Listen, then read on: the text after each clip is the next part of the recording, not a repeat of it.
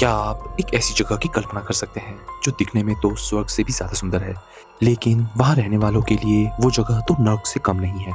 एक ऐसा आइलैंड जहाँ देवताओं को कैद किया जाता है और जहाँ मौत के बाद भी आज़ादी नहीं मिलती।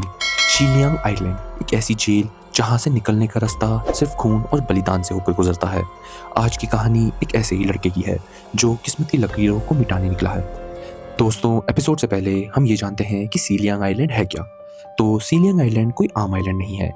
ये एक ऐसी जगह है जहाँ पर देवताओं को और इमॉर्टल लोगों को कैद किया जाता है, जहाँ पर उन्हें उनके गुनाहों की सज़ा दी जाती है। यहाँ पर रहने वाले लोग अमर तो ज़रूर हैं, लेकिन उनकी सारी शक्तियाँ छीन ली गई हैं। इस आइलैंड के चारों तरफ सी ऑफ ऑब्लिवियन है, जो एक बहुत ही बड़ा समुद्र है जिसके आर-पार कुछ भी नहीं है। एक ऐसा समुद्र जिसका पानी किसी भी इमॉर्टल को राख में बदल सकता है। सदियों से यहाँ के लोग उम्मीद में जी रहे हैं कि एक दिन रिडेम्पशन डे नाम का दिन आएगा। वो दिन जब सितारे एक लाइन में आएंगे और शायद कोई यहाँ से निकलने में कामयाब हो पाए। हमारा सीन शुरू होता है और हमें शीलियांग आइलैंड के अंदर कुछ लोग दिखाए जाते हैं और हमें उन्हें देखकर ये साफ पता चल रहा है कि ये तो सब छोटे-छोटे बच्चे हैं। पर तभी हमें उनमें से एक बड़ा आदमी भी दिखता है जो अपने हाथ में किसी अजीब ही क्यूब जैसी चीज़ को खोलने की कोशिश करता है। कि तभी हमें ये दिखता है कि वो उसे खोलने में कामयाब रहता है और अचानक से हमें ये दिखता है कि उस क्यूब जैसी चीज़ से एक बहुत ही बड़ी मैजिकल फ्लेम निकलती है जो सीधा शीलियांग आइलैंड के बैरिकेड्स को तोड़ने की कोशिश करती है। और हमें ये दिखता है कि कैसे उस सील के निकलने के बाद शीलियांग आइलैंड के सभी लोग एकदम पॉज़ हो जाते हैं और हमें ये देखकर साफ-साफ पता चल रहा है कि कैसे वहाँ पर समय रुक सा गया है, सिवाय उन सब लोगों के। और तभी अचानक से आखिरकार वो इंसान वो बैरिकेड तोड़ने में कामयाब रहता है, जिसके बाद हमें ये दिखता है कि सी ऑफ ओब्लिवियन का पानी पूरे आइलैंड पर फैलने लगता है।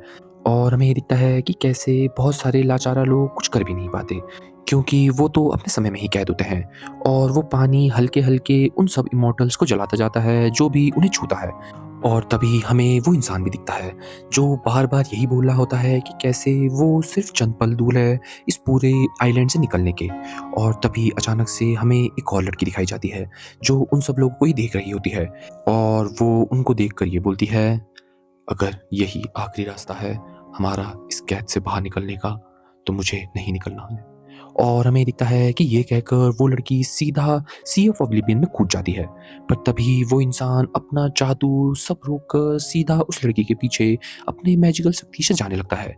कि तभी हमें दिखता है कि वो उस लड़की को पकड़ने में नाकामयाब रहता है।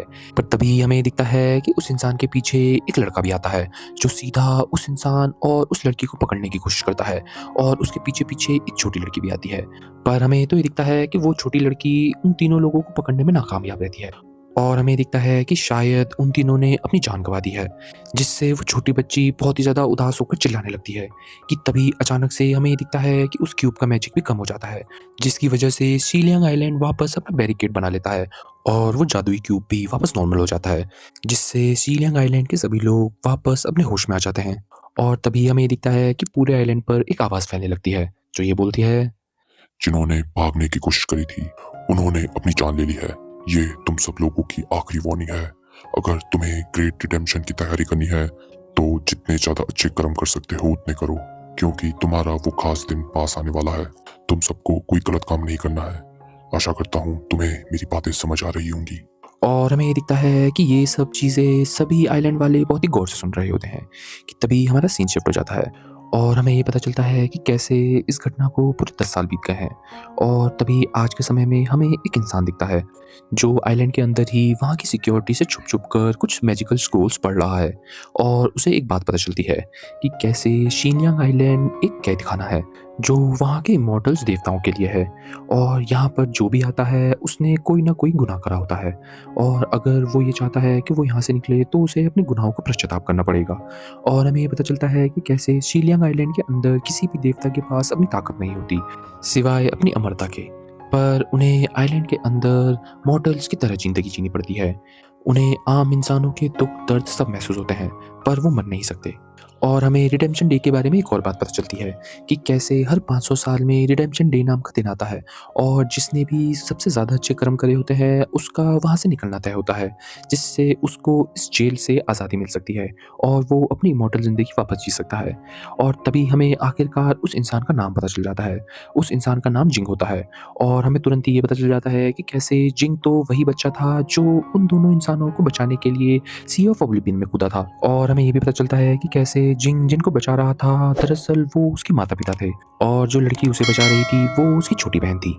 और तभी हमें ये दिखता है कि जिंग को तो इन सब स्कूल की बातें बकवास लगती हैं और वो ये समझता है कि कैसे ये सब चीज़ें सिर्फ उन्हें धोखे में रखने के लिए बनाई गई हैं।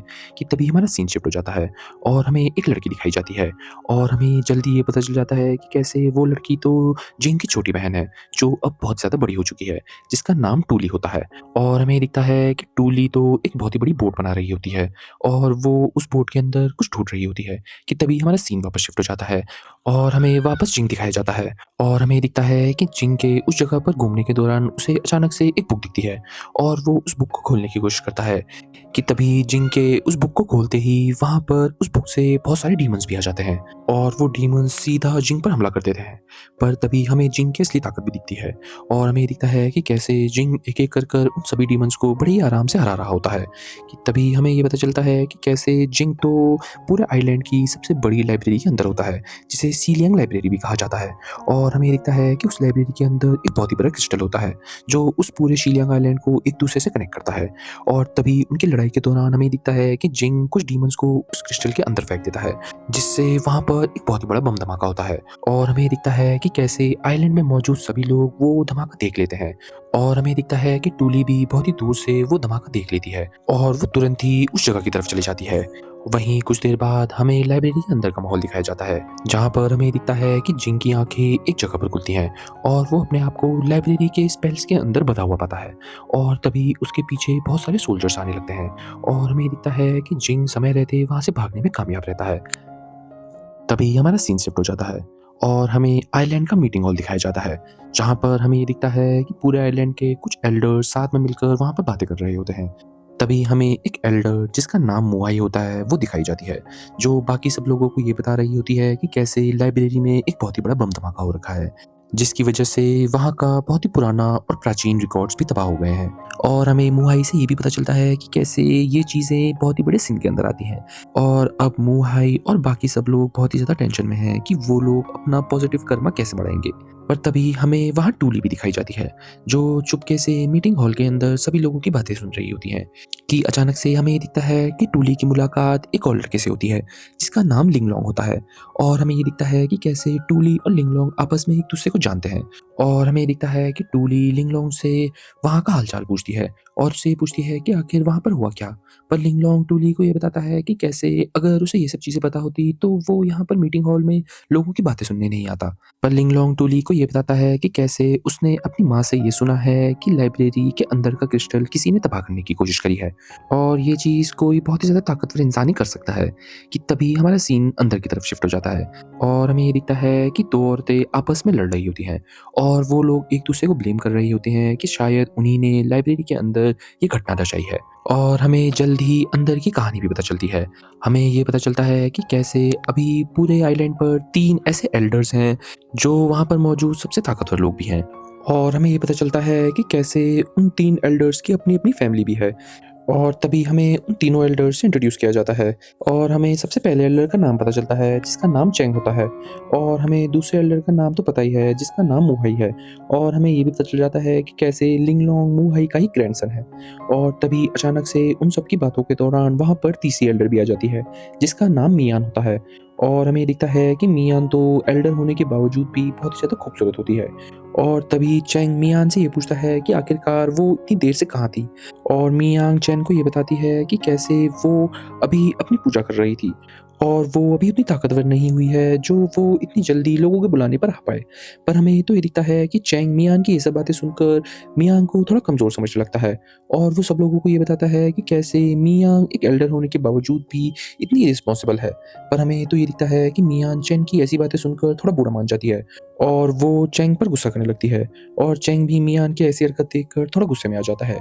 और सब लोगों को उनकी ऐसी हरकत देखकर ये लगता है कि वो लोग बस लड़ने ही वाले हैं। कि तभी अचानक से चैंग का बेटा जिसका नाम जी होता है वो मियान को थोड़ा समझाने लगता है और वो मियान से ये बोलता है, लॉर्ड मियांग, मैं अपने फादर की तरफ से आपसे माफ़ी मांगता हूँ। मुझे पता है आपको उनकी बातें बुरी लग रही हैं, पर जैसा आप जानती हैं द ग्रेट क्रिस्टल, जिसे हम पवेलियन भी बोलते हैं, वो हमसे बड़े देवताओं ने हमारे लिए रखा गया है। मुझे पता है आप यहाँ पर गलती से आई हैं, पर आपको ये पता है कि उस पवेलियन पर हमारे सब रिकॉर्ड्स रखे गए हैं, हमारे अच्छाई बुराई सब चीज़ के, और वही रिकॉर्ड्स हमको ये बता सकते हैं कि क्या हम अपनी दुनिया में वापस जा सकते हैं कि नहीं। और इतनी सारी चीज़ों के बीच में अगर पवेलियन को कुछ भी होता है तो वो हमारे लिए खतरे से कम नहीं है। तो मैं आशा करता हूँ कि आपको ये समझ में आ रहा होगा कि हम जो भी कह रहे हैं वो आपकी बुराई के लिए नहीं कह रहे हैं। और हमें ये दिखता है कि जी की ऐसी बातें सुनकर आखिरकार मियांग थोड़ा शांत हो जाती है। और वहीं हमें ये दिखता है कि टूली जी की ऐसी हरकतें देखकर लिंगलोंग से ये बोलती है, अंकल जी कितने प्यारे हैं ना, उन्होंने कितने आराम से मियांग और चेंग की लड़ाई रुकवा दी। वो कितने हैंडसम है। पर तभी हमारा सीन शिफ्ट हो जाता है और हमें कुछ देर बाद ये दिखता है कि कैसे मियांग सभी लोगों से पूछताछ कर रही होती है। और हमें एक बात पता चलती है कि कैसे अगर किसी को भी लाइब्रेरी या पवेलियन के अंदर घुसना है तो उसे एक एल्डर सील चाहिए होती है, जो कि वहाँ के एल्डर्स के पास ही होती है। और हमें ये पता चलता है कि कैसे बाकी सभी लोगों की सील उन्हीं के साथ थी जब वो बम धमाका हुआ था। तो इसका ये मतलब है कि उनमें से कोई भी उस धमाके के पीछे इन्वॉल्व नहीं है। पर तभी मोहाई सबसे ये कहती है, मुझे याद आया, ऐसा ही हुआ था 10 साल पहले जब हमारे साथ एक बहुत ही भयानक हादसा हुआ था। उस शेंग फैमिली के आदमी को सील की ज़रूरत नहीं थी हमारे पवेलियन में घुसने के लिए। मुझे कुछ तो बुरा लग रहा है। पर हमें तो ये दिखता है कि चेंग और बाकी सब लोग मोहाई को ये समझाने लगते हैं कि कैसे शेंग फैमिली के तीनों लोग उसी हादसे में मारे गए थे और बची हुई टूली को वहाँ पर मौजूद किसी एक इंसान ने अडॉप्ट कर लिया था, क्योंकि वो भी खुद एक इंसान है जिसे शेंग फैमिली जो इमोर्टल्स थी उन्होंने ही अडॉप्ट करा था। और हमें ये दिखता है कि कैसे टूली सब लोगों की ऐसी बातें सुनकर थोड़ा उदास होने लगती है कि तभी अचानक से टूली के पीछे एक लड़की आ जाती है और हमें ये पता चलता है कि वो लड़की और कोई नहीं लिंगलोंग की बड़ी बहन है जिसका नाम लिंगशी है। और हमें ये दिखता है कि लिंगशी लिंगलोंग को थोड़ा डांटती है कैसे वो ऐसे मीटिंग हॉल के बाहर लोगों की बातें सुन रहा है। और तभी लिंगशी टूली से ये बोलती है, टूली, मुझे पता है तुम चुपचाप से हम सब की बातें सुनती हो, पर अब मैं तुम्हें फिर से बताने वाली हूँ, अब ये तुम्हारी जगह नहीं रही। तुम्हें हमारी बातों में इन्वॉल्व नहीं होना चाहिए। तो अभी भी समय है, तुम यहाँ से चले जाओ। और हमें दिखता है कि टूली लिंगशी की ऐसी बातें सुनकर थोड़ा उदास होती है कि तभी अचानक से वहाँ पर बहुत सारे गार्ड्स आ जाते हैं और हमें दिखता है कि वो सब गार्ड्स टूली लोगों को मीटिंग हॉल के अंदर लेकर जाने लगते हैं। और हमें टूली को देखकर ये साफ साफ पता चल रहा है कि वो उन सब एल्डर से बहुत ही ज़्यादा डरी हुई है। वहीं हमें ये दिखता है कि लिंगलोंग के माँ बाप सीधा लिंगलोंग और लिंगशी को वापस मीटिंग हॉल से बाहर लेकर जाने लगते हैं कि तभी कुछ देर बाद हमें दिखता है कि उन सब लोगों के जाने के बाद अचानक से चेंग अपनी ताकतें यूज़ कर सीधा टूली को पकड़ लेता है। और हमें दिखता है कि चेंग तो बहुत ही ज़्यादा गुस्से में टूली से ये पूछता है कि क्या वही तो नहीं थी जो पवेलियन के हमले में शामिल थी। पर हमें ये दिखता है कि टूली इन सब चीज़ों से साफ मनाही कर देती है और वो ये बताती है कि कैसे वो एक मॉडल होने के बावजूद भी पवेलियन के अंदर ज़्यादा तोड़फोड़ नहीं कर सकती क्योंकि उसके पास जादुई ताकतें नहीं हैं। और हमें ये दिखता है कि जी भी टूली की ये सब बातें सच मानता है और वो चेंग को मनाने लगता है कि कैसे टूली सच बोल रही है। और वो चेंग को ये बताता है कि कैसे टूली भले ही मॉडल है और उस पर आइलैंड का कोई भी नियम काम नहीं आता है, पर टूली ऐसा कभी भी नहीं करेगी जिससे वहाँ के एल्डर्स को कोई नुकसान हो, क्योंकि टूली को खुद वहाँ के एक पुराने एल्डर जिसका नाम एल्डर हैंग होता है उसने ही अडॉप्ट करा होता है और टूली हैंग को अपना ग्रैंडफादर मानती है। और हमें ये दिखता है कि जी चेंग को ये भी बताता है कि अगर हैंग को ये सब चीज़ें पता चल गई तो हैंग उनके लिए मुसीबत बन सकता है। और हमें ये दिखता है कि आखिरकार चेंग ये सब बातें सुनकर टूली को आज़ाद कर देता है और हमें ये दिखता है कि टूली आज़ाद होने के बाद ये महसूस करने लगती है कि कुछ लोग उसे जज कर रहे हैं और कैसे टूली हैंग के नाम का फायदा उठा रही है। तभी हमारा सीन शिफ्ट हो जाता है और हमें घायल जिंग एक जंगल में जाता हुआ दिखाया जाता है, जहाँ पर हम ये देखते हैं कि जिंग की हालत सच में बहुत ज़्यादा खराब होती है और वो बेहोश होने ही वाला होता है कि अचानक से वो जंगल के बीचों बीच एक घर देखता है और वो सीधा उस घर के अंदर चले जाता है। पर तभी कुछ देर बाद हमें ये दिखता है कि भागती हुई टूली भी उस घर में पहुंच जाती है और हमें ये पता चलता है कि कैसे वो एल्डर हैंग का घर है। और हमें ये दिखता है कि टूली चुपचाप से दबे पांव अपने ग्रैंडपा को देख रही होती है कि कहीं वो जागे तो नहीं है, पर उसे ये पता चल जाता है कि अभी हैंग नहीं जागा है, तो वो आराम करने चली जाती है। तभी हमें ये दिखता है कि हैंग के कमरे में कुछ खून के निशान होते हैं और वो किसी एक जगह जा रहे होते हैं और हमारा एपिसोड ही खत्म हो जाता है।